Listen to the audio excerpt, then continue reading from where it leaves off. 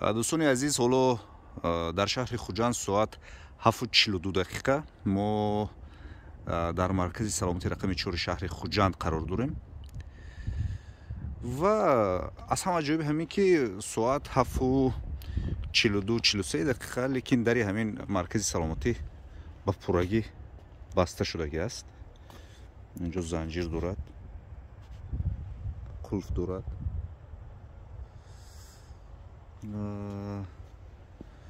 خلاص اگر ما یک مرتبه به خود بینو بنگریم، بعضا چراغ‌های همین بینو روشن هستند و در پایان نیز چراغ روشن هست، یعنی گویا کسی هست در اونجا، لیکن چون هر وقت در اینجا کسی دیده نمی شود. در این گونه وقتها خب در این گونه وقتها مردم خیلی زیاد اینجا جمع آمدند. از چی باشد که مرکزی سلامتی همین شام کار نکرده ایستاده است. نمیدونم با کدام سبب، شاید پیشکی یگان اعلان داده باشند که امروز یعنی سنه 25 دکبر کار نمی کنند، لیکن با پورگی درها زنجیربند.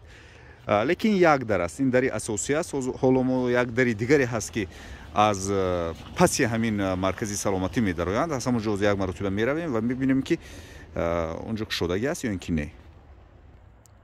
خب دوستان عزیز، این قسمتی پشتی همین مرکزی سلامتی رقم 4 شهر خوجند است و اکثر مردم از اینجا می درآیند و می‌بینیم که اینجا هم قلف کرده شدگی است. اینجا قلف شدگی است و این بعضا چراغ‌های حجره‌های همین مرکزی سلامتی از آن شهادت می‌دهد که گویا در اینجا پزشکان کار کرده شدند، لیکن متاسفانه هیچ کس نیست. خب دوستان عزیز، من می‌خواستم که فرزندم رو یک مرتبه نشون دهم، لیکن مرکزی سلامتی دیگر درش بسته است. در ساعت 7:30 یعنی 7:45 دقیقه و ما رو به دیگر مرکزی سلامتی بردیم.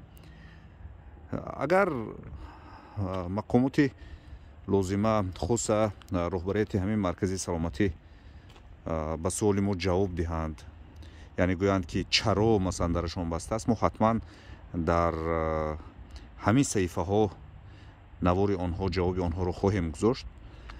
لیکن برای من همچون یک استفاده برنده، همچون یک روزنامه‌نگار، ژورنالیست، تماما غیر عادی است که یک مرکزی سلامتی در شب کار نمی کند. این هم در حالی است که همیشه حتی ساعت 12 شب ما می آمدیم در این مرکز سلامتی گشوده بود و معمایمون رو می گفتیم، پزشکان به ما کمک می نمودند و می رفتیم. لیکن متاسفانه حالا این مرکزی سلامتی تماما درش بسته است. حیرت آور است البته، لیکن من فکر می کنم که این سبب باید داشته باشد و اگر مسئولین شما ما رو تماشا میکنید و اگر این صدای ما به گوشی شما رسید، پس حتما با ما در تماس شوید و ما همین سببی بسته بودن درها رو به تماشابینان شرح داده باشیم. دیگر برای همه شب خوش، موفقیت برای کار، روزتان پر از زیبایی باشد و هیچگاه بیمار نشوید.